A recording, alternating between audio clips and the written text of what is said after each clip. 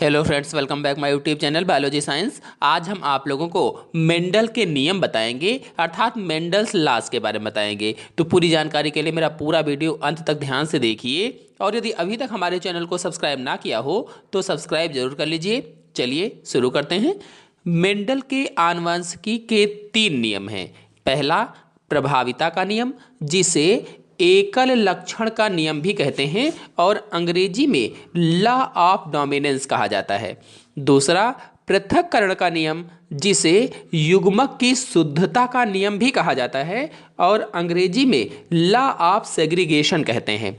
और तीसरा है स्वतंत्र अपव्यूहन का नियम, जिसे द्विसंकर क्रॉस भी कह सकते हैं आप, या द्विसंकर क्रॉस के ऊपर ही आधारित होता है।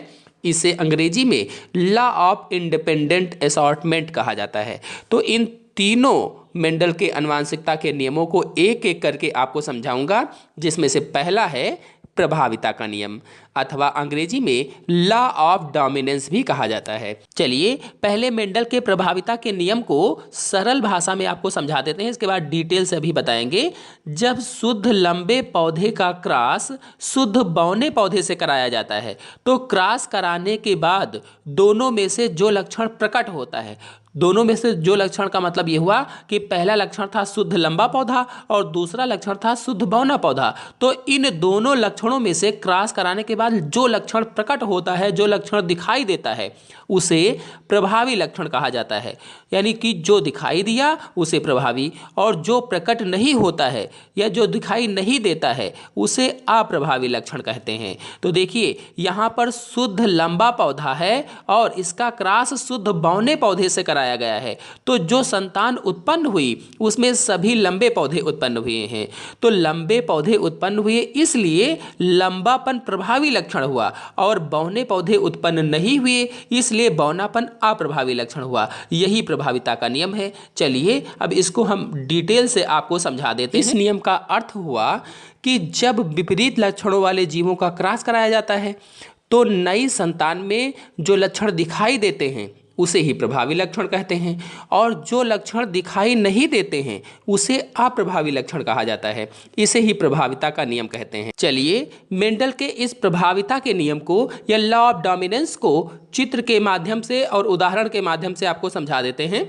जब शुद्ध समयुग्मजीय लंबे तथा शुद्ध बौने पौधों के बीच में संकरण कराया जाता है, यानी शुद्ध लंबे और शुद्ध बौने पौधों के बीच में संकरण कराया गया, तो प्रथम संतानीय पीढ़ी F1 में विपरीत लक्षणों में से केवल एक लक्षण लंबापन प्रभावित होता है। यानी पहला लक्षण था शुद्ध लंबा, दूसरा लक्षण था शुद्ध बौना, दोनों के बीच में क्रॉस कराया गया, तो दोनों लक्षणों में से जो प्रथम संतानीय पीढ़ी F1 हुई, इसमें दोनों विपरीत लक्षण थे, तो दोनों में से एक लक्षण प्रभावी हुआ, वो हुआ लंबापन, और बौनापन जो था वो अप्रभावी रहा। तो इस नियम का मतलब ये हुआ कि एक लंबा मटर का पौधा और एक बौना मटर का पौधा लिया गया, फिर उनके बीच में क्रॉस कराया गया। क्रॉस कराने पर इनके गुणसूत्रों में एक ही प्रकार के लक्षणों के जीन्स मौजूद थे।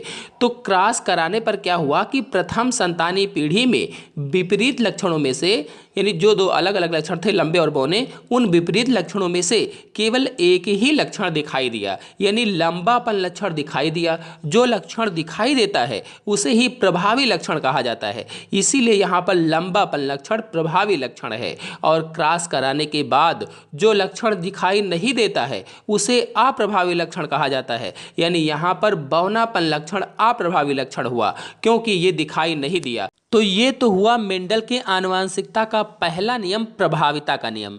चलिए अब दूसरे नियम, पृथक्करण के नियम को समझा देते हैं। तो पृथक्करण का नियम अथवा लॉ ऑफ सेग्रीगेशन इसे बोला जाता है।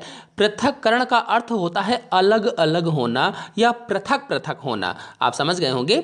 चलिए अब इसको बताते हैं। जब प्रथम संतानीय पीढ़ी F1 के विषम युग्मजीय पौधों में स्वपरागण कराते हैं, यानी प्रथम पीढ़ी तक तो हो गया था, इसके बाद जब प्रथम संतानीय पीढ़ी हो गई, प्रथम पीढ़ी बन गई, तो इसके विषम युग्मजीय पौधों में जब स्वपरागण कराया गया, विषम युग्मजीय का मतलब होता है गुणसूत्रों में अलग अलग प्रकार के लक्षणों के जीन्स मौजूद हों, तो उसे विषम युग्मजीय कहा जाता है।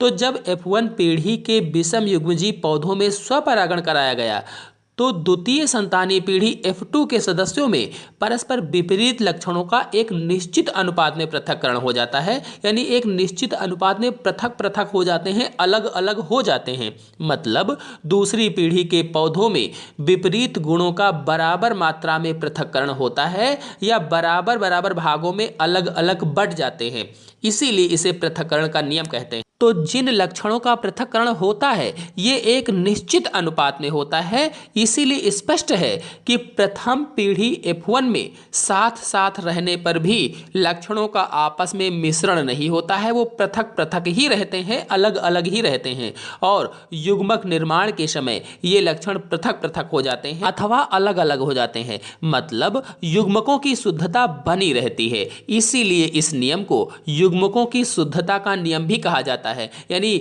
जो पृथक्करण का नियम है इसे युग्मकों की शुद्धता का नियम भी कहते हैं अथवा अंग्रेजी में law of purity of gametes भी कहा जाता है।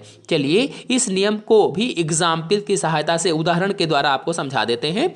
तो जब शुद्ध लंबे व शुद्ध बौने मटर के पौधों में संकरण कराने पर प्रथम पीढ़ी में संकर किस्म के पौधे उत्पन्न होते हैं, तो इस प्रथम पीढ़ी F1 से स्वपरागण द्वारा द्वितीय पीढ़ी में लंबेपन और बौनेपन लक्षण वाले पौधे फिर से प्राप्त होते हैं। अर्थात जब प्रथम पीढ़ी F1 में स्वपरागण कराया जाता है तो स्वपरागण के बाद जो संतानें उत्पन्न होती हैं उन्हें द्वितीय पीढ़ी या F2 कहते हैं और F2 पीढ़ी में लंबेपन तथा बौनेपन के लक्षण फिर से मिलते हैं। अर्थात जब शुद्ध लंबे पौधे और शुद्ध बौने पौधे के बीच में संकरण कराया गया तो सभी लंबे पौधे प्राप्त हुए और उसी को F1 पीढ़ी कहा। फिर F1 पीढ़ी में स्वपरागण कराया गया तो जो संतानें उत्पन्न हुई उन्हें F2 पीढ़ी कहा या द्वितीय पीढ़ी कहा। तो इस F2 पीढ़ी में लंबेपन का फैक्टर कैपिटल T तथा बौनेपन का फैक्टर स्मॉल t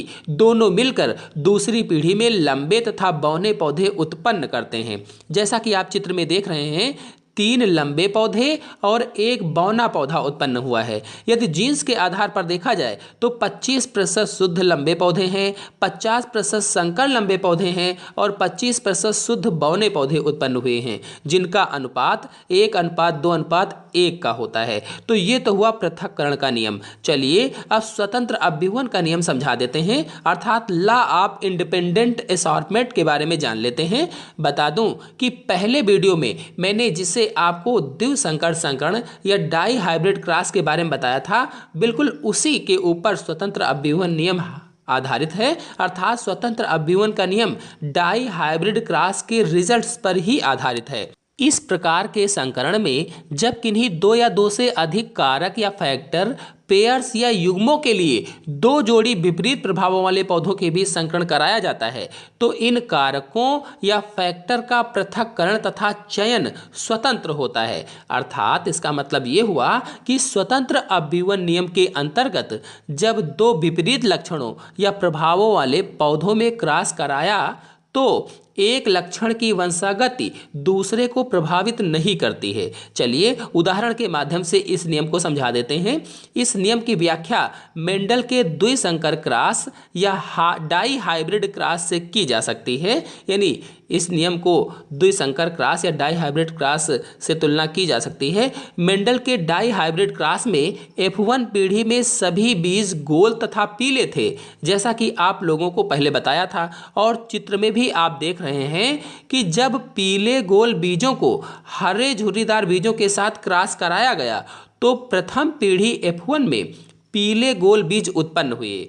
फिर इसी पीढ़ी में यानी इसी प्रथम पीढ़ी F1 में स्वपरागण या क्रॉस पॉलिनेशन कराने पर द्वितीय पीढ़ी F2 में उत्पन्न संतानों में 4 प्रकार के बीज मिले। पहले बीज यानी जो पहले वाले मिले वो पीले गोल, दूसरे हरे गोल, तीसरे पीले झुर्रीदार और चौथे हरे झुर्रीदार। तो पीले व गोल ये दोनों प्रभावी थे, 9 बीज उत्पन्न हुए। फिर हरे व गोल ये प्रभावी, इसमें पहला प्रभावी और दूसरा अप्रभावी था, 3 बीज उत्पन्न हुए।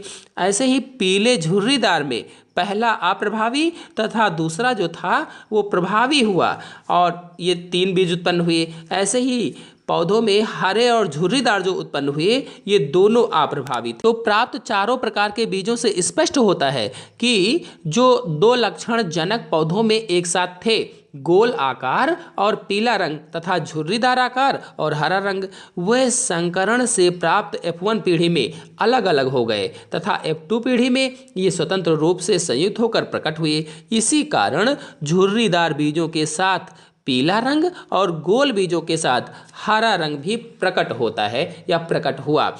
इससे स्पष्ट होता है कि लक्षणों का पृथक्करण स्वतंत्र रूप से होता है और एक लक्षण की वंशागति दूसरे को प्रभावित नहीं करती है। तो F2 पीढ़ी में बीज के आकार व रंग का अनुपात 9:3:3:1 का होता है। तो मतलब ये हुआ कि जो प्राप्त चार प्रकार के बीज प्राप्त हुए हमें, ये दो लक्षण जनक पौधों में एक साथ संकरण से F1 पीढ़ी में अलग अलग हो गए और F2 पीढ़ी में ये स्वतंत्र रूप से संयुक्त होकर प्रकट होते हैं। इसी कारण झुर्रीदार बीजों के साथ पीला रंग और गोल बीजों के साथ हरा रंग प्रकट होता है। तो इस प्रकार से ये हुआ स्वतंत्र अभ्युवन का नियम। तो आशा है आप लोगों को मेंडल के आनुवांशिकता के तीनों नियम अर्थात प्रभाविता का नियम, पृथक्करण का नियम और स्वतंत्र अभ्युवन का नियम अच्छी तरह से समझ में आ गया होगा। तो आज के अंक में इतना ही। अगले अंक की जानकारी के लिए मेरे चैनल को सब्सक्राइब कर लीजिए और साथ में बेल आइकन को भी प्रेस कर लीजिए ताकि आने वाले अगले वीडियो की नोटिफिकेशन भी, उसकी जानकारी भी आपको सबसे पहले प्राप्त हो जाए। धन्यवाद।